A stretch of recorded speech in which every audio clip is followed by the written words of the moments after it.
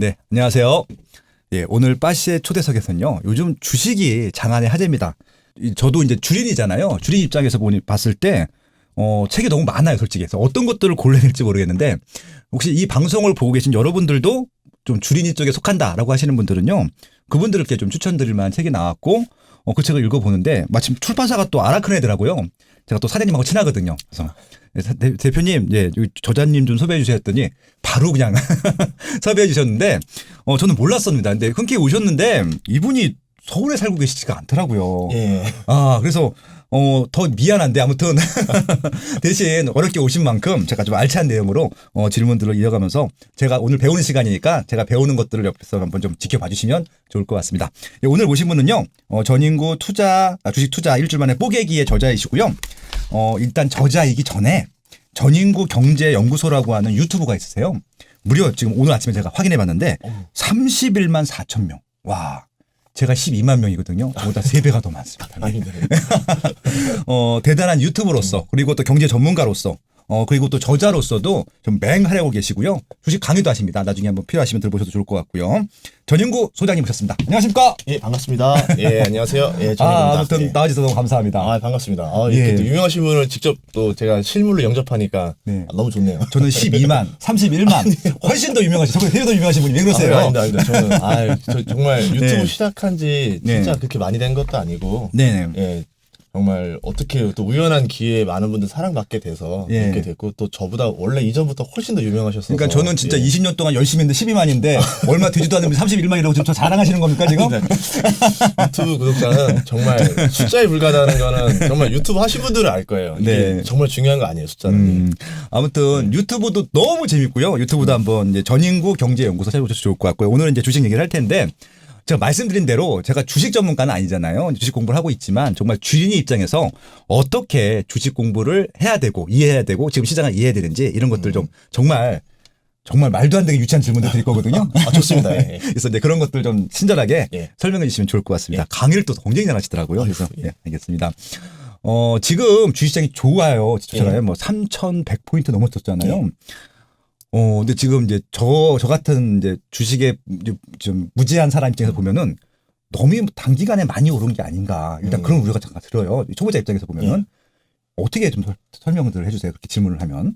그러니까 지수 자체는 중요하지 않다라고 봐요. 왜냐하면 뭐 3,100이든 그쵸, 3,000이든 2,500이든 네. 결국 그 우리나라 코스피 지수의 30% 지분을 차지하는 게 삼성전자 주식이에요. 30%나? 와. 삼성전자 주식만 오르면 네. 코스피 지수를 올릴 수도 있고 떨어뜨릴 수도 있고. 네네. 지금 코스피 지수 자체가 굉장히 높은 상태고. 네네. 그래서 삼성전자 주가가 많이 올랐고. 그렇죠, 그렇죠. 이제 뭐 시가총액 상위주의 뭐 하이닉스라든가 네네. LG화학이라든가 이런 대형주들이 주가가 많이 올랐기 때문에 네네. 평균적으로 많이 오른 것처럼 보입니다. 그런데 실질적으로 오르지 않은 주식들도 굉장히 많이 있다. 네, 그렇게 볼 수 있고요. 네. 우리나라뿐만 아니라 다른 나라들도 지금 굉장히 유동성이 많이 들어와서 네. 여러 지수들이 올랐는데 그거에 대한 우려는 있는 것 같아요. 돈의 흐름이 많이 들어와서 지금 주식시장으로 많이 유입이 됐고 네. 들어왔다. 그러면 우리가 고민 한번 해볼 차례는 있어요. 여기서 또 다음 돈이 들어올 수 있을까 없을까를 봐야 되는데 지금 정말 주식에 주자 안 하셨던 분들이 뭐 1월 달에 전화가 많이 왔어요. 삼성전자 한 1억 사면 되는 거지 이러면서. 지금 그 질문을 드리려고 했었는데 그러니까 이렇게 전화가 왔어요? 예. 너무 많이 왔어요. 그래서 예.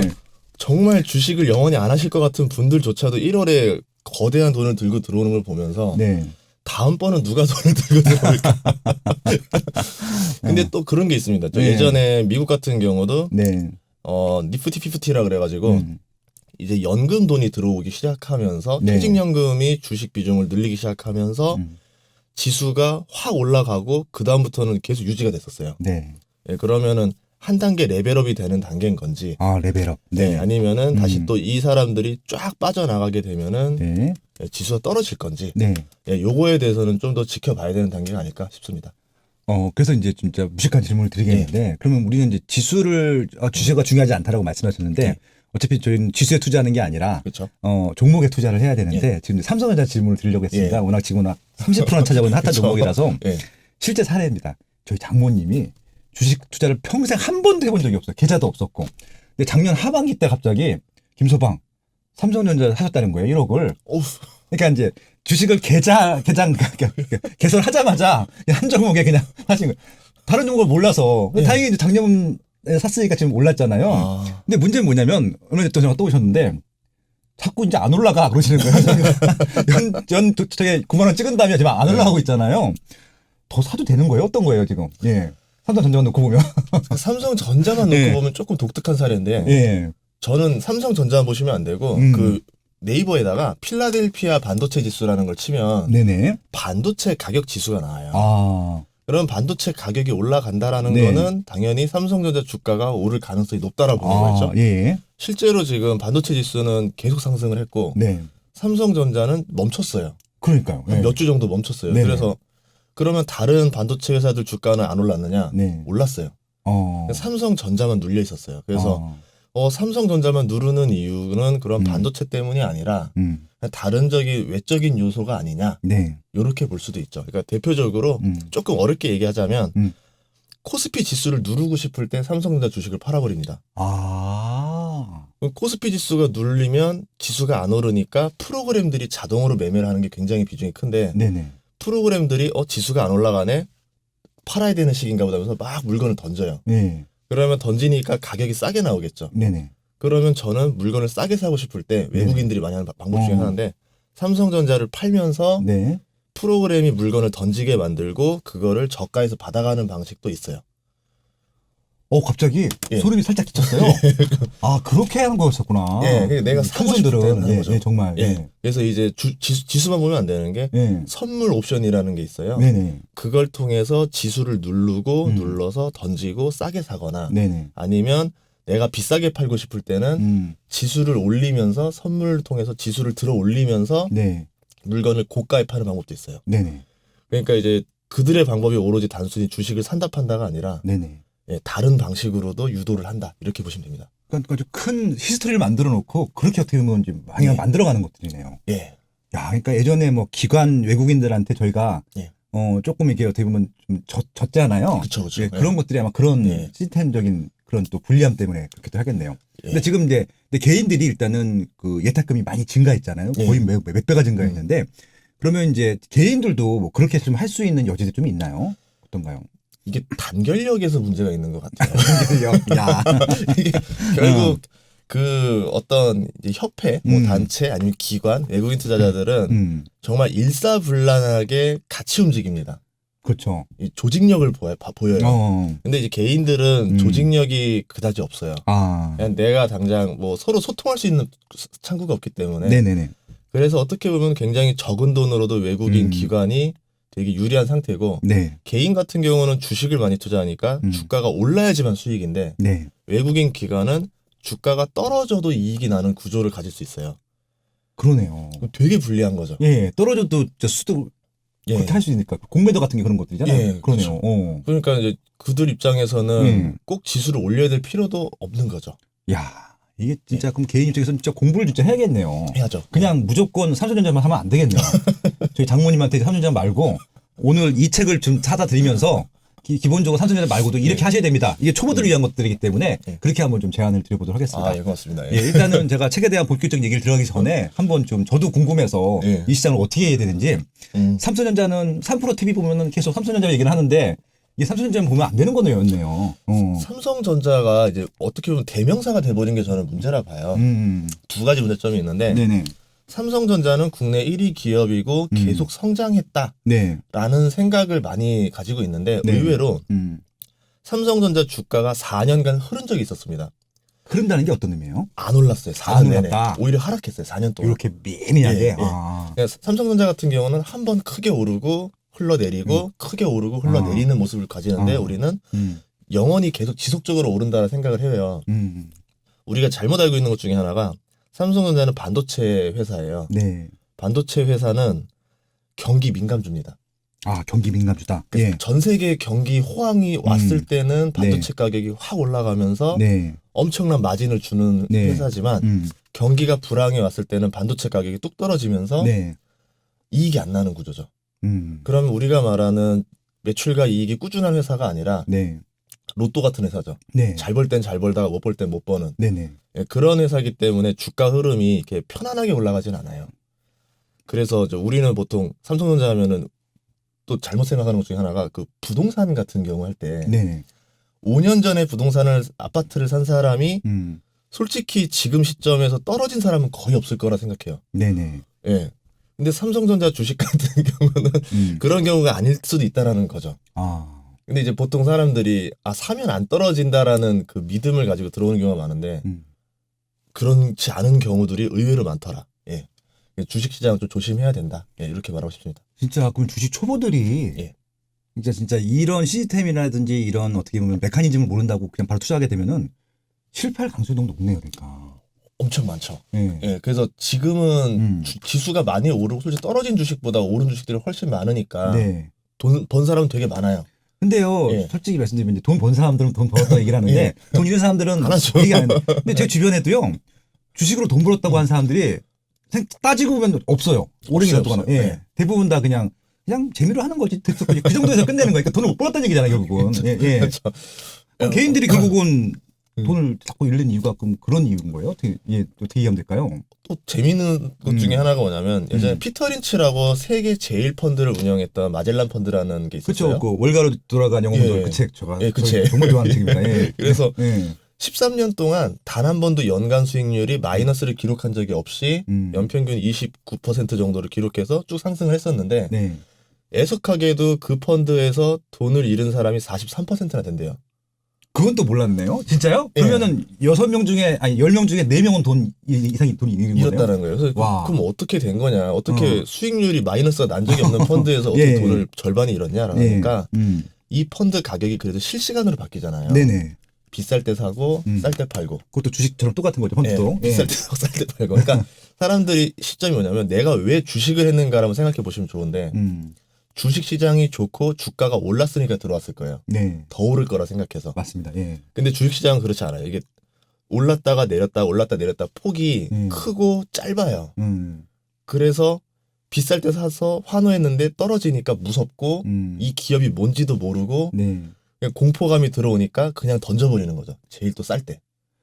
그러니까 그 삼성전자 얘기 그 9만 원 넘었을 때 예. 그때 개인이 1종가 샀다며 그날. 예. 근데 그 지금 9만 원을 근처도 못 가고 있잖아요. 그래서 예. 그런 거네. 올라갔다가 쭉 미끌어. 예. 그 말씀이시네요. 진짜. 9만 원 살 때는 10만 원 바라보고 샀는데 그러니까요. 8만 원 되니까 무서워서 팔고. 예. 지금 팔아야 되는지 말아야 되는지 굉장히 저한테도 전 주식 전문가도 아닌데 저한테 팔아야 되냐고 물는 사람 많거든요. 그러네요. 예. 그래서 저 같은 경우는 이제 그런 것들 때문이다. 그러니까 결국 본인이 주식을 모르니까 네. 두려움이 생기는 거 아니냐 싶어요. 네네. 주가가 떨어지거나 오르지 않아도 내가 이 기업을 정말 잘 알고 자신이 있으면 네. 기다릴 거예요. 그렇죠. 모르면 두려우니까 팔 거예요. 네. 그 차이가 아닌가 싶습니다. 그럼 결국은 알아야겠네요. 예. 기업이든 뭐 이런 메커니즘. 그럼 일단 초보자들이요. 뭐 이 책에 예. 좀 순서로 잘 설명이 되어 있긴 한데 그러면은 어떻게 좀 시작을 하면 좋을까요? 그런 것들에서 벗어나기 위해 구름에서 벗어나기 위해서. 우선은 주식 기초책 같은 경우를 읽어보는 게 제일 좋겠죠. 왜냐하면 네네. 뭐 정말 용어 자체를 모르고 들어갈 수는 없잖아요. 그렇죠, 뭐 그렇죠. 경매를 한다 하더라도 최소한 입찰이 뭔 단어인지는 알아야 되고 들어가니까. 그렇죠. 예, 그래서 기본적인 네. 용어들은 이제 이해하시고 제일 좋은 방법은 음. 한 300에서 500 정도? 그러니까 돈을 잃어봐야 돼요. 잃어봐야 돼요. 예, 좋습니다. 예. 근데 잃었을 네. 때 인생의 피해는 안 되면서 네. 그래도 기분은 굉장히 나쁠 정도의 금액을 해보셔야 돼요. 예, 조금 비싼 고액 과외를 받는다 가십시다. 예. 그래서 제 생각에 한 300에서 500 정도인데 네. 그 돈 정도를 투자해서 벌고 잃고를 해보면서 주식 공부를 하면 굉장히 빠르게 들어옵니다. 맞아요. 돈을 잃어봐야지. 그러니까 항상 그 이제 골프 치러 가면은 잘하시는 형님들이 돈 내기를 하자고 하시는 거예요. 물론 이제 1,000원짜리 뭐 이런 게임인데 무조건 잃죠. 맵고. 근데 한 이제 9볼 넘어가면 오기가 생겨요, 막. 그래서 막 그렇죠. 집중하게 되고 막 그런 거 말씀하신 거잖아요. 안 그러면 그냥 대충 휘두르거든요. 네, 맞아요. 주식도 내가 모의 계좌로 연습을 하신다는 분들이 있는데 네. 정말 그건 잘못된 게 네. 거래가 자동으로 다 이루어져요. 그러니까 실제 사례에서는 매물이 없으면 거래가 안 이루어지는데 네. 모의 계좌는 매물의 그 거래가 이루어집니다. 그래서 연습이 전혀 되지도 않고 네. 내 돈이 아니라서 전혀 감흥도 안 감흥이 나고 없죠. 빠져도 그렇고 올라도 그렇고. 예. 저 같은 경우는 주식을 처음 하게 된 계기가 예전에 그 모 휴대폰 회사가 부도난다는 적이 있었어요. 2006년에. 아, 예. 그래서 그때 그럴 리 없어라는 정말 말도 안 되는 이유 하나로 들어갔다가 네. 2배를 벌었어요. 그래서 진짜서 이게 웬일이냐고 하면서 거기서 돈을 10배를 더 집어넣은 거예요. 그리고 좀 잃었어요. 아, 이렇게 좀 예, 잃으신 경우도 있구나. 예. 네, 그러면서 공부를 시작했어요. 아. 진짜 공부해야겠다 해가지고 막 책 다 보고 예전에 증권방송 켜놓고 잤어요. 야. 그럼 잠결에라도 혹시 예, 선잠에서라도 들어보려고 네네. 예, 그렇게 공부를 하면서 하고 나니까 이제 좀 알겠더라고요. 그럼 일단 사회생활 시작도 주식 전문가는 아니셨던 거죠? 그럼 예. 주식회사, 증권회사 이런 것들도 아니시고 예. 주식과 전혀 관계없는 평범한 직장이셨는데 예. 돈을 잃고 난 다음에 주식 공부에 매진했다 이런 말씀이신 거잖아요. 와. 그렇죠. 예. 그래서 공부하고 투자를 하다 보니까 네. 이제 실전 투자를 꽤 어느 정도 좀 이뤄놓고 난 다음에서야 다시 뭐가 들어왔냐면 네. 진짜 주식에 대해서 좀 공부를 제대로 해보고 싶다라는 생각이 들었었어요. 그래서 자격증을 좀 이제 땄었습니다. 그래가지고 아, 이게 증권회사 안 다니고 일반인들도 자격증 딸 수 있나요? 예, 대신에 이제 일반인 같은 경우는 따고 난 다음에 네. 계속 이제 보수 교육을 계속 받아야 돼요. 아. 이제 업을 하시게 되면은 안 받아도 되고. 네. 어떤 자격증이에요? 그러니까 관심이 또 있으실 분들도 있을 것 같아서. 네. 그래서 이제 대표적으로 이제 펀드 매니저 자격증이라고 하는데 네네네. 그 기본적으로 3개를 가지고 있어요. 증권 투자 3개. 상담사, 네. 펀드 투자 상담사, 투자 자산 운용사. 이 3개가 이제 핵심이고 네네. 요새는 펀드 투자 상담사가 사라진 걸로 알고 있어요. 그래서 이제 투자 자산 운용사 위주로 공부 많이 하시는데 네. 그냥 내가 주식 자체를 좀 잘했다, 수익이 났다. 그런데 주식에 대해서 좀 더 많이 알고 싶다. 이럴 때 이제 투자 자산 운용사 공부를 하면 더 이론적으로 굉장히 많은 도움이 됩니다. 투자자산 운용사 예. 자격증. 그게 이렇게 어디서 시험을 보는 거예요? 예, 시험이 있어요. 이게 그 주관하는 기관이 어디예요? 이제 딴지 한 10년 돼가지고 이제 금융감독원인가 될 그런 거예요. 거예요? 그럼 좀 어떻게 보면 공식적인 자격증이네요. 예, 그래서 그럼 뭐, 금융투자교육협회인가 이게 기관 2개가 있더라고요. 제가 이제 예. 이쪽 잘 몰라서 그런데 예. 이게 그 이제 벤자민 그레이엄이 증권분석하면서 자격증을 만들었잖아요. 그런 건가요? 그럴 거예요. 우리나라도 이제 제가 정말 초창기 때 딴 거거든요.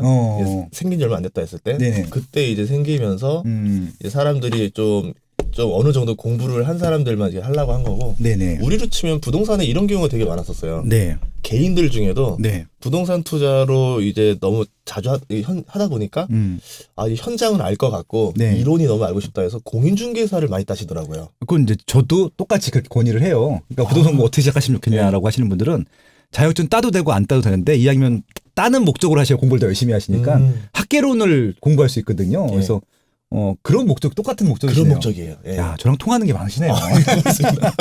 야, 오늘 또 하나의 팁입니다. 초보자 분들은요, 정말 제대로 하고 싶으시면은, 투자자산 운용사나 증권투자 상담사 지금 자격증 2개 다 있으신데, 그 중에 하나 일단 투자자산 운용사 자격증 한번 도전해 보시라고. 예.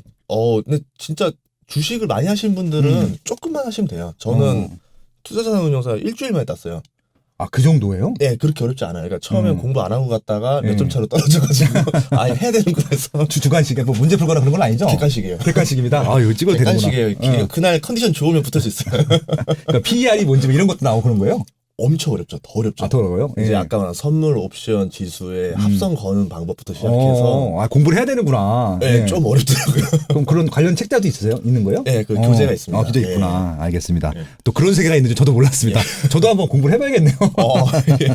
오늘 초보자분들은 그렇게 일단은 돈을 잃어보는 게 좋다. 일단 계좌를 개설해야겠네요. 일단 개설해야죠. 하고 돈을 일단은 모의로 하지 말고 한 300에서 500을 한번 넣어보시고 원하는 아는 종목도 있을 테니까 한번 샀다 팔았다 해보라.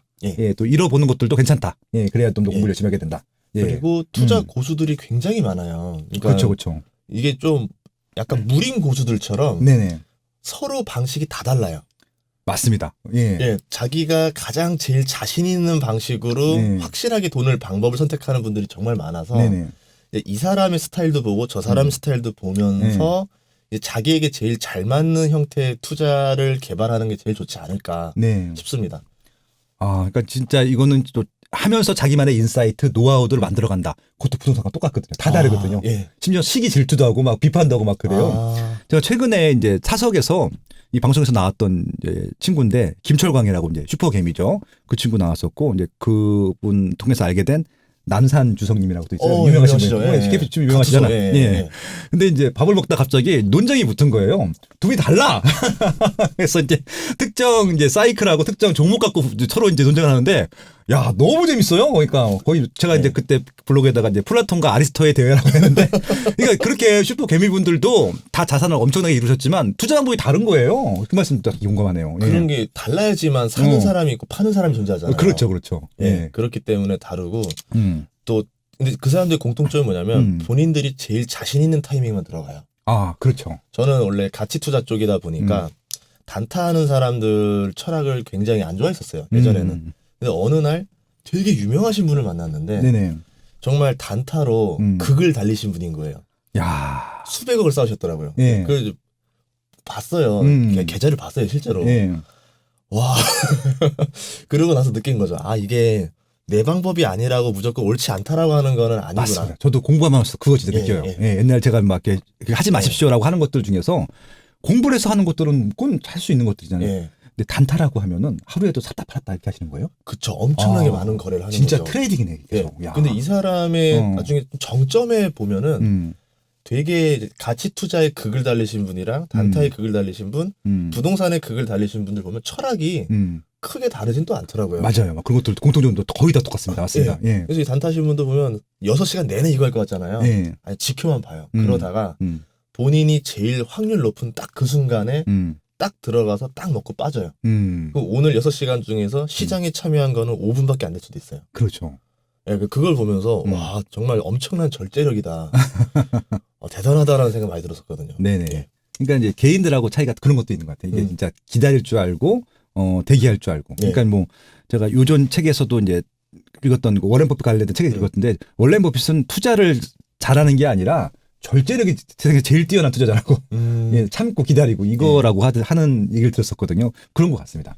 아무튼 뭐 그 경지까지는 일반인들은 갈 수 없기 때문에 일단은 그 경지까지 가려면 나만의 노하우가 생기기까지는 기초 공부를 해야 되는데 일단은 주식 투자의 기초를 다지는 이런 시간들은 절대 시간은 필요하다. 예. 그러니까 이런 이제 주식 투자 일주만의 뽀개기라는 책이라든지 전인구 소장님의 유튜브라든지 일단 그런 거 들으시면서 거기 또 옛날 것 유튜브도 다 있으니까 보시면서 한번 기초 쌓는 것이 좋겠다라고 말씀하셨던 것 같습니다. 근데 책을 딱 봤더니 여기 보면은 이제 목차에 여러 가지가 있고 또 맨 마지막에 소소한 주식 상식하면서 이런 또 문구 하나 있었습니다. 뭐가 있었냐면은 위험한 주식이 매력 있는 이유. 예. 위험한 주식은 하면 안 되는 거 아니에요? 안 되죠. 예. 네, 안 되는데 예. 사람들은 거기에 굉장한 매력을 끌어요. 예. 왜 그러냐? 수익률이 잘 나오거든요. 그러니까 그렇죠. 그것 때문에 보통 그래 예. 인생 한 방이자면서 막 예. 거시는 분들 있잖아요. 그러다 보면은 예. 아까 말한 대로 이 예. 절제와 탐욕의 싸움이에요. 그렇죠, 그렇죠. 욕심을 부릴 것이냐, 절제를 할 것이냐인데 최근에 뭐 게임스타 사건이라던가 뭐 네. 여러 투자들을 보면은 오르는 주식에 많이 탑니다. 그렇죠. 최근에 가장 많이 본 그런 채팅창 이런 데서 보면 어떤 게 있었냐면 네. 이거 샀는데 뭐 하는 회사냐고. 샀는데 이게 아파트로 치면 사긴 샀는데 이거 어느 동네냐고. 그 집도 안 보고. 그 수준인 거예요. 네. 그래서 그러니까 이제 수익률만 보고 들어오신 분들이 너무 많은데 네. 이 두 가지 구조의 문제가 있다 봐요. 첫째는 우리가 네. 경쟁 시대에 너무 오래 살아서 무조건 수익률이 잘 나와서 상위 랭크 안에 들어가야지만 네. 된다라는 생각을 많이 갖는 것 같아요. 10%를 벌던 15%를 벌던 둘 다 번 사람인데 사람들은 더 높은 수익률을 기록해야지 내가 남보다 위에 올라갔기 때문에 좀 편안하다. 그런 마음을 가지고 많이 들어오는 것 같고 네. 뭐 학창 시절부터 뭐 성적 같은 거 대기업 입사하는 거 또 뭐 사회생활에서도 남보다 더 좀 더 안정적인 위치에 오르는 거 이런 게 다 경쟁이다 보니까 네. 더 높은 수익률이 내가 그 경쟁에서 이길 수 있다라는 기본 베이스를 가져다 주는 것 같아요. 네. 그래서 조금 그런 게 있지 않나라는 거랑 또 하나는 한번 그 높은 수익률을 맛을 보는 게 더 문제예요. 그러면 이제 이 사람은 네. 낮은 수익률에는 전혀 감이 오지 않습니다. 그러니까 이제 아까 피터 린치가 그 20여 년 동안 29%를 매년 벌었다고 하는데 아마 쥐투자 하시는 분들 중에는요 20%안 보이실 것 같아요. 안 보이죠? 무조건 더블, 예. 따더블 이런 것만 기억하게 하실 것 같아요. 그래서 맞아요. 이제 과열된 장에서 많이 대화하는 게 정상적인 장에서는 몇 프로 벌었어라고 하면서 한 뭐 몇 프로 벌었어 왔다 갔다인데 과열장에서 몇 배 벌었어로 바뀌어요. 그렇죠, 그렇죠, 그렇죠. 예. 단위가 바뀌어요. 그러니까 예를 들어 최근에 비트코인이 1년 동안 뭐 890% 올랐다며요. 예. 그러니까 그런 거 보이면 이 두 자릿수 경쟁이면 굉장한 그 그렇죠. 수익률은 굉장한 건데 두 자릿수 수익률도 너무 작아 보이는 거예요. 그렇죠. 어. 요새는 비트코인도 재미없다는 거예요. 더 어. 더 높은 것들이 많이 있다. 어. 그래서 점점 사람들이 이렇게 비유하면 될 것 같아요. 점점 마라탕에 중독되어 가고 있다. 마라탕에 더 매운맛 매운맛. 네, 이거 먹다 보니까 이제 네. 이유식은 맛이 없는 거예요. 네. 그래서 어. 이제 한번 마라탕 맛을 본 사람은 다시 그 밋밋한 그 맛을 음. 그것에 만족하지 못한다. 네. 그래서 위험한 주식은 맛을 봐도 문제고, 잃어도 문제고. 네. 그래서 안 하는 게 좋지 않을까 그렇게 봅니다. 네. 그러니까 위험한 주식. 아, 그럼 예를 들어서 위험한 지식이라고 좀 이렇게 좀 정의를 할 수 있는 좀 요소들이 있을까요? 어떤 건 하지 말아라. 우선은 회사가 부도나기 직전일 때가 주가들이 더 많이 올라요. 아, 예. 왜 그러냐면 작전 세력들도 적은 돈으로 이 회사를 매수해서 뭐 주가를 이제 끌어올리는 작업을 많이 하는데 세력들이 회사가 불량하고 좀 인기가 없고 뭔가 매력이 없어야지만 본인들이 이미 지분을 좀 확보하기가 좋거든요. 그렇죠, 그렇죠. 우량한 기업은 확보하기 굉장히 어렵습니다. 그런 이유들도 있고 그만큼 재무 구조가 엉망이라는 거는 회사의 가치가 이제 거의 종이 휴지에 가까워졌다. 네네. 그럼 그 상태에서 주가가 오르게 되면은 어마어마하게 많이 오를 수 있겠죠. 그렇죠. 기본적으로 얘기하자면은 뭐 이제 거의 다 죽어서 염라대왕이랑 악수하고 이제 사인하고 있었는데 네. 갑자기 끌어올려서 네. 이제 주가를 막 100배, 1000배를 올려버리니까 얼마나 사람들이 환호하겠어요. 그러니까 아까 어떤 종목인지 모르고 사시는 분들한테는 굉장히 훌륭한 조식이 되는 거죠. 예. 그래서 실제로 보면 철강 회사라든가 태양광 회사 중에서도 네. 굉장히 어려운 시기를 10년 넘게 겪다가 갑자기 업황이 좋아지니까 주가가 가장 많이 오른 회사들은 네. 재무 구조가 너무 불량해서 부도나기 직전의 회사들이 가장 많이 오르긴 합니다. 진짜 그래요? 예. 와. 그래서 대표적인 사례로 이제 우리나라는 포스코라든가 중국의 네. 보산철강, 일본의 신일본제철 이 회사들은 아시아들은 불황기에도 흑자를 계속 냈어요. 근데 이제 US 스틸이라든가 다국적 철강 회사인 아르셀로미탈 여기는 부도나기 직전까지 갔어요. 그래서 코로나까지 와서 이제 얘네들은 끝났다라고 하는 사이에 갑자기 철강업이 업황이 돌아오기 시작하니까 네네. 포스코가 40% 오를 때 네. 얘네는 한 300%가 올라버리는 거예요. 와. 예. 그렇구나. 태양광도 이제 우리나라로 지금 OCI 뭐 이런 예. 나머지 애들이 있는데 재무구조가 그래도 버텨주는 회사들은 한 2배 정도 올랐어요. 3개월 동안. 네. 이제 GCL이라는 회사는 3개월 동안 4배가 올라버려요. 왜냐면 정말 부도날 뻔했거든요. 야, 이거 예. 너무 놀라운 사실이었네요. 진짜 저는 예. 전혀 몰랐었는데 오히려 그렇게 그런 메커니즘이 올라가는구나. 예. 그럼 이게 부도 직전인 걸 우리가 어떻게 알아요? 일반인들이 어떻게 알아요? 이제 뭐 부채 비율을 좀 보시면 좋을 것 같아요. 예, 부채 비율. 부채 비율이라던가 부채 네. 비율이 한 400% 이상 된다. 뭐 이런 네. 경우랑 그리고 이자 보상 배율이라는 게 있어요. 예. 이자 보상 배율은 내가 버는 은행에 갚아야 되는 이자 대비 버는 돈의 비율인 거예요.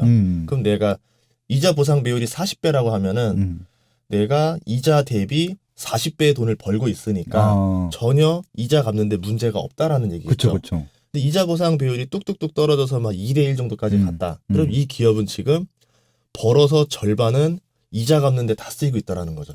그러네요. 그 원금 갚을 여력도 거의 없다라 봐야 되겠죠. 그러니까 부동산에서도 이게 거의 깡통 주택 되는 거네요, 거의. 그렇죠, 그렇죠. 그러니까 네. 예, 대출 이자랑 어. 월세 수익이 거의 차이가 안 난다는 거죠. 그러면 조만간 어려워질 수 있다. 네네. 예, 보는 거라서 이자 보상 배율이 넉넉한 걸 보면 돼요. 빚이 많다고 나쁜 기업이 아니라 그 빚을 갚아낼 능력이 있느냐 없느냐. 예, 그걸 봐야 되고 그게 점점 없어져 간다. 그리고 업종 자체가 크게 살아날 기미가 안 보이는 업종이다. 라고 하면은 이제 예, 조만간 가시겠구나. 이제 그렇게 볼 수 있다라는 거죠. 아, 그러면 일단 이 부도직전 게 많이 올랐잖아요. 예. 그럼 제가 또 얼핏 드는 생각이 그러면 그런 거 올라가니까 그걸 미리 알고 살면 되는 거 아니야? 단타 치면 되는 거 아니야? 이럴 수도 있는 거 아니에요? 그렇죠. 예. 근데 그 업황이 돌아올 거라는 거를 예. 기관 투자자랑 외국인 투자자보다 먼저 알아야 되는데 그 시간이 굉장히 짧습니다. 그러니까 저도 철강주가 돌아올 거라고 했을 때만 해도 그때 영상 한번 찍은 적 있었었는데 네네네. 많은 비난이 있었어요. 무슨 소리 하냐고. 뭔 돌아오냐. 그래서 저는 저만의 시그널을 가지고 이렇게 얘기를 했었는데 네네. 그때까지만 해도 확률이 아주 높은 건 아닌 거예요. 한 5대5 정도? 네. 그러면 이 사람들은 올랐다가 다시 떨어질 수도 있다. 봤던 거고 네. 사람들이 봤을 때 진짜 돌아오네라고 확인했을 때는 이미 주가가 벌써 가버려 있죠. 부동산도 그랬던 것 같아요. 가장 좋았던 건 신도시 투자할 때 제일 좋았던 게 예. 먼지 풀풀 날릴 때 보통 장화 신고 들어간다고 하죠. 예. 그때 아파트 하나도 안 보이고 이제 사람들이 네. 왔을 때 아 이게 뭐야 여기 살기 싫어할 때 그때 네. 들어가야 되는 건데 네. 이제 이미 살기 다 좋아 보이고 아 이제 진짜 좋다라고 하면 이미 많이 네. 비싸더라고요. 그러니까 세종시가 2012년도 그때는 580만 원에 분양할 때도 미분양이었었는데 네. 뭐 지금은 뭐 4천 이렇게 넘어가다 보니까 진짜 장화 신고 들어가서 페레가 뭐 구두 신고 나오는 거예요 지금. 서울 다음으로 비싸요 지금 세종시가. 제가 야. 2013년에 저도 거기 이제 입사 시험 볼 때 예. 어떤 생각을 했냐면 아, 여긴 떨어져도 기분이 안 나쁘겠다. 아니, 아무것도 없는 거예요. 그러니까 그래서 지역 자체가 매력이 없어. 치킨 먹고 싶으면 네. 정말 그 차를 타고 네. 20분을 가서 한 집 있었어요. 세종시 한 집. 아, 이런 도시에 너 왜 사람들이 좋다 하나. 네.